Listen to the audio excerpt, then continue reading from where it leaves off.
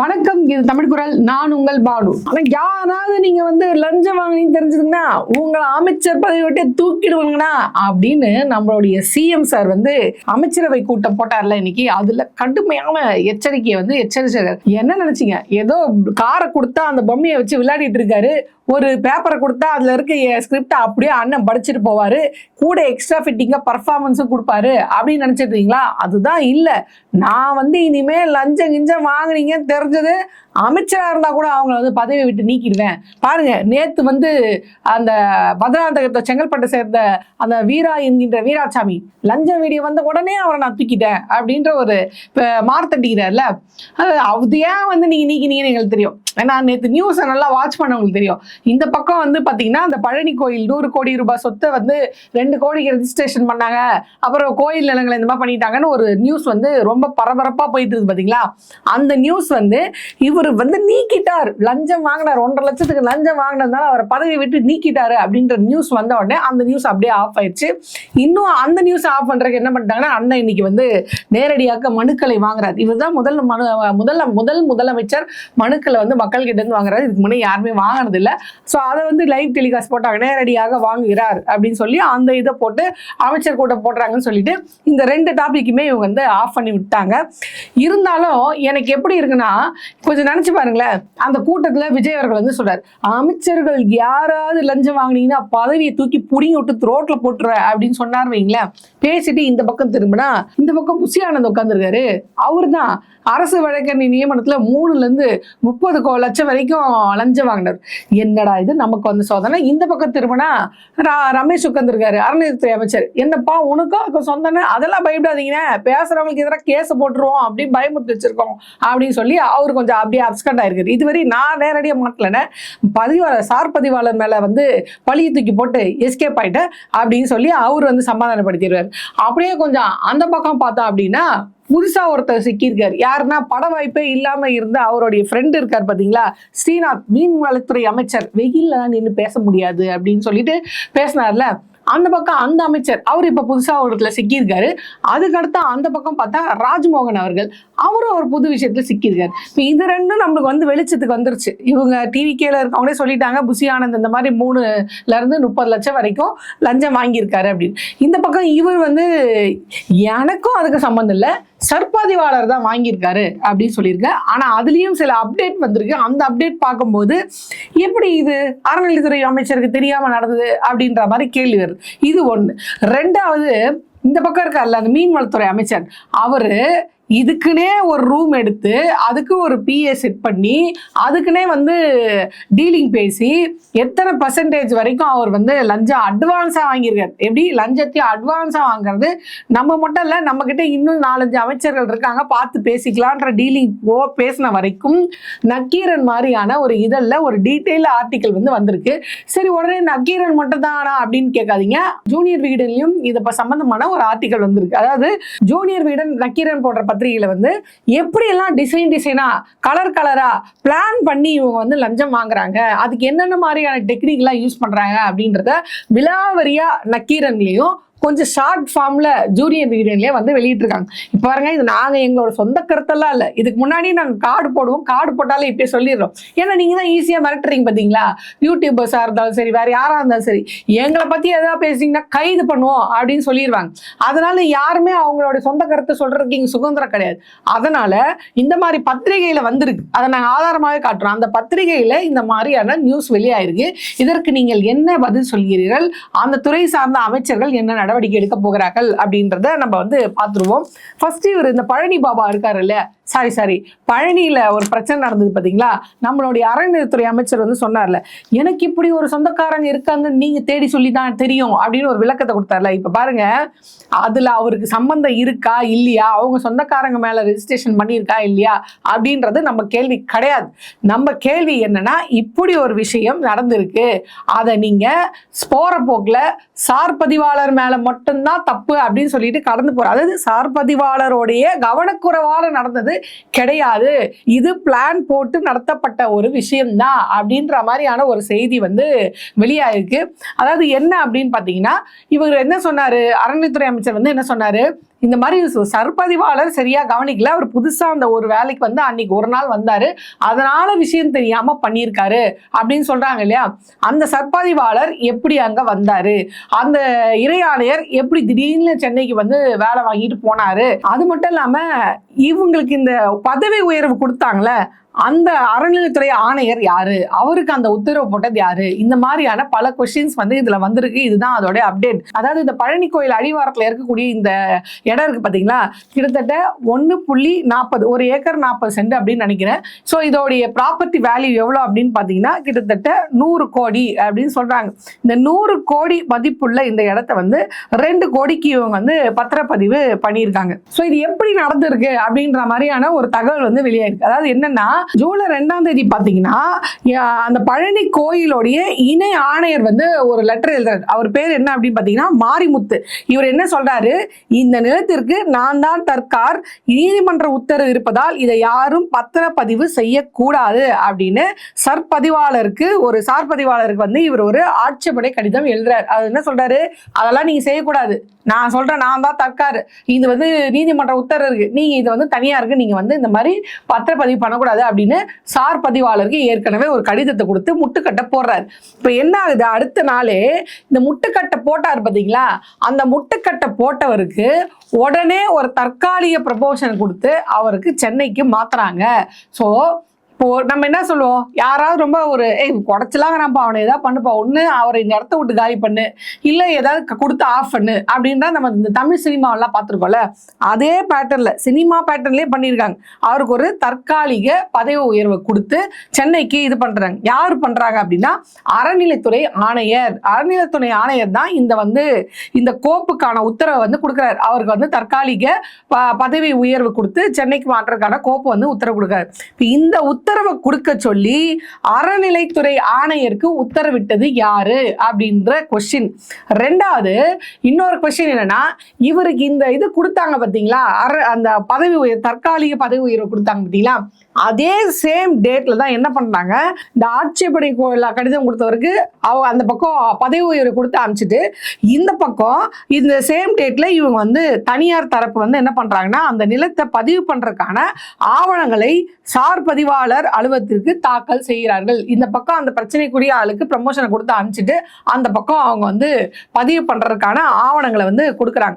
சரி, இது இப்படி நடக்கும்போது கரெக்டா ஜூலை 6ஆம் தேதி அங்க இருந்தார் பாத்தீங்களா சார் பதிவாளர், அவர் வந்து கரெக்டா லீவ் போடுறாரு. அவர் என்ன மனசாட்சிக்கு பயந்தாரோ இல்ல கடவுளுக்கு பயந்தாரோ, இல்ல இது லீகலா நம்ம மாட்டிப்போம், இப்ப இவங்க சொல்றாங்களே புதுசா வந்தாரு விஷயம் தெரியாம பண்ணிட்டாரு அப்படின்ட்டு, இப்ப கொஞ்சம் நினைச்சு பாருங்க, அந்த இடத்துல பழைய ஆள் இருந்திருந்தா நீ விஷயம் தெரியாம பண்ணிட்டாரு அப்படின்னு சொல்ல முடியாது இல்லையா. சோ அந்த ஆப்ஷனை நம்ம கொடுக்க வேணாம். விஷயம் தெரிஞ்சு நீ எப்படிப்பா இதை நீ பண்ண, இந்த நிலத்து மேல இவ்வளவு பிரச்சனை இருக்குன்னு தெரியும், நீ எப்படி பண்ண அப்படின்ற கேள்வியை அவரை நோக்கி வச்சிடக்கூடாதுன்றனாலயோ இந்த காரணம் நம்மளுக்கு தெரியல, ஏதோ ஒரு காரணம், அது மனசாட்சிக்கு பயந்தா கடவுளுக்கு பயந்தா இல்ல பிரச்சனையில லீகலா மாட்டிக்கூடாது பயந்தோ, ஏதோ ஒரு காரணமாக சரியாக அந்த ஆபீஸ்ல ஏற்கனவே இருந்த சார் பதிவாளர் லீவ்ல போறாரு. சார் பதிவாளர் லீவ்ல போன அதே டேட்ல கொடைக்கானலை சார்ந்த ஜஸ்டின் மணிகண்டன் அப்படின்றவர் வந்து உள்ள இறக்குறாங்க. பாருங்க, கரெக்டா அந்த ஒரு நாளைக்கு மட்டும் அவர் வராரு. ஜஸ்டின் மணிகண்டன்றவர் கொடைக்கானல்ல இருந்து வராரு, இந்த பத்திரப்பதிவை நடத்துறாரு, திருப்பி போயிடுறாரு, அடுத்த நாளே போயிடுறாரு. அது எப்படி அந்த ஒரே ஒரு நாள் லீவ் எடுக்கிறாரு, அந்த ஒரே ஒரு நாள்ல ஏன் சார் பதிவாளர் இல்ல அடுத்த நாள் நாங்க மாத்தி வச்சுக்கிறோம் நீங்க வச்சிருந்திருக்கலாம், கொடைக்கானல்ல இருந்து அவசர அவசரமா ஒருத்தரை கூட்டிட்டு வந்து வச்சு இந்த பத்திரப்பதிவு பண்ண வேண்டிய அவசியம் என்ன அப்படின்ற கேள்வி வருது. சோ ஃபர்ஸ்ட் கொஸ்டின், எதுக்கு ப்ரமோஷனு, அதுவும் அந்த ப்ரமோஷனை அறநிலைத்துறை ஆணையர் கொடுத்திருக்காரு, யார் சொல்லி கொடுத்தாங்க, அந்த லெட்டருக்கு அந்த சர்ச்சைக்குரிய நபர் சென்னைக்கு போன உடனே ஏன் சர்பதிவாளர் லீவ் போடுறாரு, அதே ஆபீஸ்ல இருக்க சர்பதிவாளர் லீவ் போடுறாரு, அவர் லீவ் போட்ட உடனே எதற்காக கொடைக்கானல்ல இருந்து ஒருத்தர் கொண்டு வரீங்க, அவரு ஒரே நாள்ல இந்த பத்திரப்பதிவு முடிஞ்ச உடனே காலி பண்ணிட்டு திருப்பி கொடைக்கானல் போறாரு, இதெல்லாம் ஏன் அப்படின்னு. சோ அவர் வந்து என்ன பண்றாரு, 100 கோடி மதிப்புள்ள அந்த நிலத்தை வந்து 2 கோடிக்கு பதிவு பண்ணிட்டு போறாரு. இதற்கப்புறமா தான் இந்த வழக்கு வந்து நீதிமன்றத்துக்கு போகுது, அதாவது வெளியே வருது, வெளியே வந்து நீதிமன்றத்துக்கு போகுது, நீதிமன்றத்துக்கு போய் இது பெரிய இஷ்யூ ஆகப்படுது. ஆரம்பத்துல இந்த மாதிரி ஒரு விஷயம் நடக்கவே இல்லை அப்படின்னு சொன்னாங்க. அதுக்கப்புறமா என்னன்னா, ஆமாமா நடந்துருச்சு, ஆனா இது வந்து நீங்க எல்லாம் சொல்ற மாதிரி அந்த அறநிலைத்துறை அமைச்சர் ரமேஷுக்கும் அவர் சொந்தக்காரருக்கும் நடந்த இதெல்லாம் கிடையாது.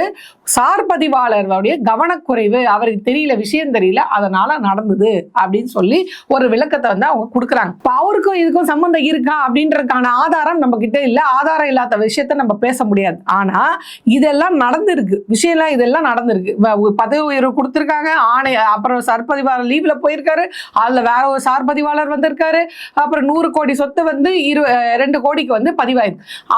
இத்தனை விஷயம் நடந்திருக்கும் போது அது எப்படி ஒரே ஒரு சார் பதிவாளர் கொடைக்கானல்ல இருந்து வந்தார் பாத்தீங்களா, அவருடைய கவனக்குறைவுன்னு நீங்க சொல்வீங்க? ஆக எல்லாமே ஒரு பிளான் மாதிரி, படத்துல வர மாதிரி ஒரு பிளான் மாதிரி ஒன்னோட ஒண்ணு தொடர்புபடுத்தி பார்க்கும்போது இது பிளான் பண்ணி தான் செஞ்சிருக்கீங்க அப்படின்ற மாதிரி தான் நம்மளுக்கு தெரியுது. இப்ப நான் சொல்ற விளக்கத்தை கேட்டா உங்களுக்கும் அதுதான் தோணும், ப்ரீ பிளான்டா பண்ணியிருக்காங்கயா அப்படின்ற மாதிரி தான் தோணும். அப்போ இதெல்லாம் ஏன் நடந்தது, எப்படி நடந்தது, பின்னாடி இருந்து வேலை செஞ்சது யாரு? இப்ப அறநிலைத்துறை அமைச்சர் கண்டுபிடிக்க வேண்டியது ஒன்னே ஒண்ணுதான், அந்த ஆணையர் ஏன் திடீர்னு அந்த தேதியில கரெக்டா இது பண்ணாரு, அவரு போன அந்த தேதியில கரெக்டா எப்படி அந்த பத்திரப்பதிவு நடந்தது, இதுக்கெல்லாம் பின்னணியில யாரு இருக்கா? ஏன்னா உங்க பேருக்கு கலகம் வருது இல்ல, இதை விளக்க வேண்டிய இடத்துல நீங்க இருக்கீங்களே, அதை நீங்க வந்து அவருக்கு சில விளக்கங்கள்லாம் கொடுக்குறாரு, ஆனா அந்த விளக்கங்கள் ஏற்புடையதாக நம்மளுக்கு இல்லை அப்படின்ற மாதிரி தான் இருக்கு. ஏன்னா இதெல்லாம் நம்ம வச்சு பார்க்கும்போது இதுக்கு அது பொருந்தி வரலையே. ஏன்னா இது கோர்ட்டே சொல்லியிருக்கு, கோர்ட்டே என்ன சொல்லியிருக்குன்னா, அது எப்படி ஒரே ஒரு சார் பதிவாளர் மட்டும் இதுக்கு காரணமா இருக்க முடியும், அது ஒரே ஒரு நபர் மேல மட்டும் நடவடிக்கை எடுக்கிறது ஏற்புடையதாக இல்லை அப்படின்னு சொல்லிட்டு அந்த மொத்த பத்திரப்பதிவையும் கேன்சல் பண்ணிடுறாங்க. இப்போ எங்க கேள்வி என்ன அப்படின்னு பாத்தீங்கன்னா, இது வெளியே வந்ததுனால இப்படியா, வெளியே வரலன்னா எப்படி அப்படின்ற மாதிரி தான் இருக்கு. ஸோ இது வந்து இன்னும் இதோடைய அப்டேட்லாம் என்ன வெளியே வருது, இது என்ன பெரிய விஷயமா வெடிக்க போகுது, யார் எந்தெந்த முக்கிய புள்ளிகள் மாட்ட போறாங்க அப்படின்றத நம்ம வந்து பொறுத்து தான் பார்க்கணும். ஆனா ஒண்ணுங்க, அறநிலையத்துறை அமைச்சருக்கும் அவருக்கும் இந்த பிரச்சனைக்கு சம்மந்தமே கிடையாது, அவருக்கு எதுவுமே தெரியாது. அவரு பாவம் முறுக்கு எந்த டேட்ல மேனுஃபேக்சரிங் பண்ணாங்க, விபூதி எந்த டேட்ல மேனுஃபேக்சரிங் பண்ணாங்க, விஜயன சத்தியமா முறுக்கு இந்த டேட்டா தான் மேனுஃபேக்சர் பண்ணாங்களா இல்லையா அப்படின்றத வந்து பார்த்துட்டு இருக்காரு. அதி முக்கியமான வேலைகளை அவர் பார்த்துட்டு இருக்காரு. இந்த மாதிரி சின்ன சின்ன விஷயத்தெல்லாம் பார்க்க வேண்டிய வேலை அவருக்கு இல்லை. ஸோ ஆப்ஷன் 1 இவர் இருக்கிறாரு, இது நிரூபிக்கப்படவில்லை, அமைச்சர் தான் பண்ணாரு அப்படின்னு நிரூபிக்கப்படவில்லை. ஆனால் விஜய் அவர்களுடைய அந்த சீட்டை கிழிக்கிறாங்களா, அமைச்சர் சீட்டு கிழிக்கிறாங்களா, அந்த இடத்துல இருந்து இப்போதைக்கு தற்காலிகமாக ரமேஷ் அவர்கள் தப்பித்து கொண்டார். அப்படி இப்போ அடுத்த இடத்துல யார் உட்கார்ந்துருக்காங்க அப்படின்னு பார்த்தீங்கன்னா, அவருடைய ஃப்ரெண்ட் மீன்வளத்துறை அமைச்சர் ஸ்ரீநாத் அவர் தான் வந்து உட்கார்ந்துருக்காரு.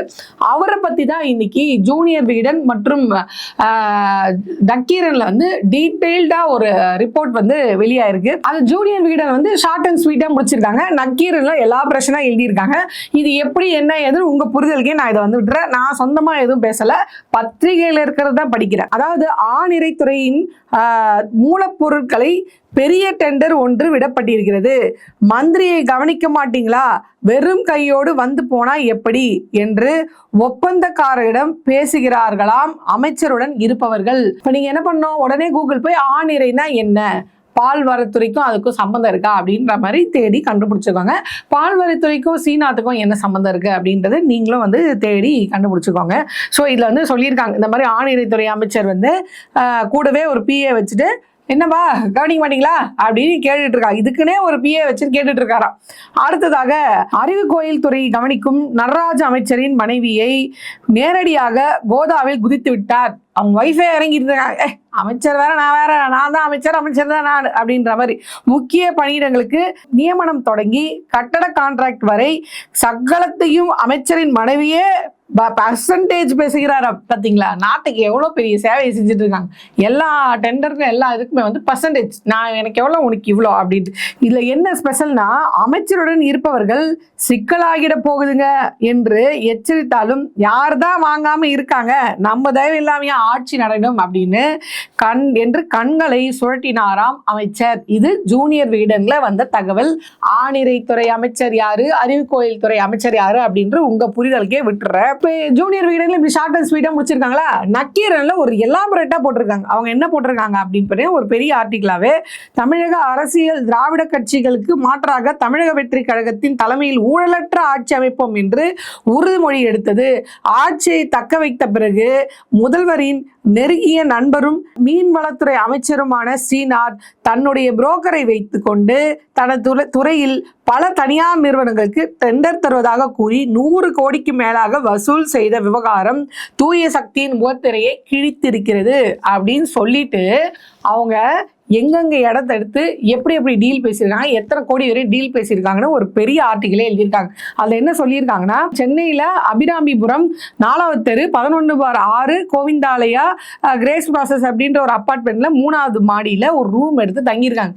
இந்த ரூம்ல வந்து யார் அமைச்சர் வந்து யாரெல்லாம் சொல்றாரோ அந்தந்த கம்பெனி கிட்ட எல்லாம் வந்து டீல் பேசுறதுக்காகவே ஒரு ரூம் எடுத்து வச்சிருக்காங்க.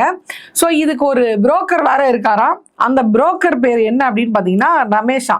இந்த ரமேஷையே வந்து நீங்க நேரடியாக சந்திக்க முடியாதான். இப்போ அந்த அப்பார்ட்மெண்ட்டுக்கு கீழே ஒரு ஃபோன் நம்பர் கொடுத்து அந்த ஃபோன் நம்பர்ல ஃபர்ஸ்ட் செக் பண்ணிக்கிறது, நீங்க அது உண்மையிலே அந்த நிறுவனத்தை சார்ந்தவர் தானா, உண்மையிலே டீலிங் பேசிதான் தான் வந்திருக்கீங்களா அப்படின்ற ஃபுல் டீட்டெயில் கலெக்ட் பண்ணிட்டு அப்புறமா தான் இந்த புரோக்கர் ரமேஷ்ன்றவரையே போய் பார்க்க முடியுமா.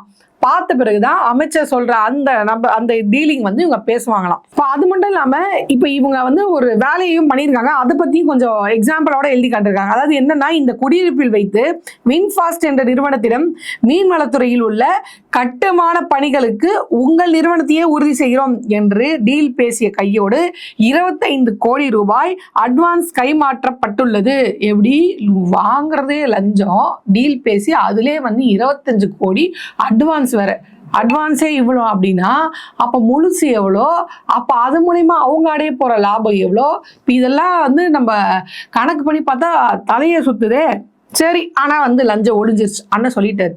லஞ்சம் ஒழிஞ்சிருச்சு, ஒரு தப்பு பண்ணிட்டார். அந்த ஃபாஸ்ட் வந்து வின்ஃபாஸ்ட்ன்றவர் என்ன பண்ணியிருக்கணும்னா, மீன்வளத்துறை அமைச்சர் வந்து லஞ்சம் கேட்ட உடனே எங்க அண்ணன் ஆட்சி நடக்குது, என் தம்பி ஆட்சி நடக்குது, என் ஃப்ரெண்டு ஆட்சி நடக்குது, என் ஒண்ணு விட்டு சித்தப்பா சகலபாடி மச்சான் மாமா அவங்க ஆட்சி நடக்குது அப்படின்னு சொல்லியிருந்தீங்கன்னா மறந்துருப்ப, பயந்துருப்ப, ஸ்ரீநாத் பயந்துரு, ஐயோ அப்படிங்களா உங்க மச்சான் ஆட்சி நடக்குதுங்களா, அப்ப எனக்கு லஞ்சம் வேணாம், உங்களுக்கே கட்டுமானி பண்ணிலாம் தரேன் அப்படின்னு சொல்லியிருப்பாரு. அதை வந்து தப்புன்ட்டார். இல்லைன்னா அந்த இடத்துல சிஎம் சாருக்கு ஃபோன் பண்ணிருக்கேன், விஜய் சாருக்கு ஃபோன் பண்ணி விஜயண்ணா இந்த மாதிரி உங்க பேரை சொல்லி லஞ்சம் வாங்கிட்டு இருக்காங்கண்ணா இதெல்லாம் கொஞ்சம் கேளுங்கண்ணா அந்த ஸ்பாட்லயே ஃபோன் அடிச்சிருந்தாருன்னா அண்ணன் அங்க இருந்தே வந்து பறந்து வந்திருப்பாரு. இந்த சொரா படத்துல கடலுக்கு அடியில இருந்து பறந்து வருவாரு, அந்த பறந்து வந்திருப்பாரு.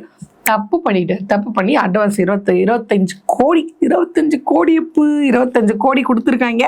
சரி ரைட்டு, சரி. அப்புறம் இந்த 25 கோடி கொடுத்ததோடு இல்லாமல் அந்த புரோக்கர் என்ன பண்ணியிருக்காரு, அண்ணன் நம்ம கைவசமாக இந்த மாதிரி மீன்வளத்துறை அமைச்சர் மட்டும் இல்லை, இன்னும் சில அமைச்சர்கள் தொழில்துறை அமைச்சரும் நம்ம கையில் தான் இருக்காரு, உங்களுக்கு என்ன வேலை இருந்தாலும் சிறப்பாக செஞ்சிடலாம், வாங்க டீல் பார்த்து பேசிக்கலாம் அப்படின்னு சொல்லிட்டு இந்த புரோக்கர் வந்து பல பேருக்கு புரோக்கராக இருக்கா போல இருக்கு.